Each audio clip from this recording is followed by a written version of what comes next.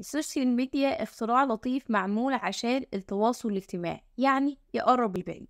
لكن احنا بقينا بنستخدمه بشكل غلط شوية، فبقى بيسبب مصدر ضغط علينا، وبقى بيبقى حاجز ما بيننا وما بين حبنا لنفسنا.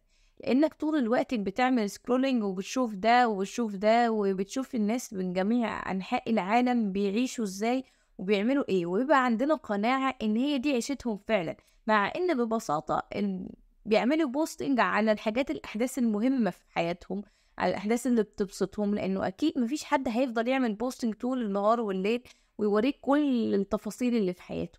فأنت مش محتاج تبقى بتعمل حاجات لمجرد إن أنت تبقى ترندي أو تبقى belonging لمجتمع معين عشان تبقى شبه الناس دي.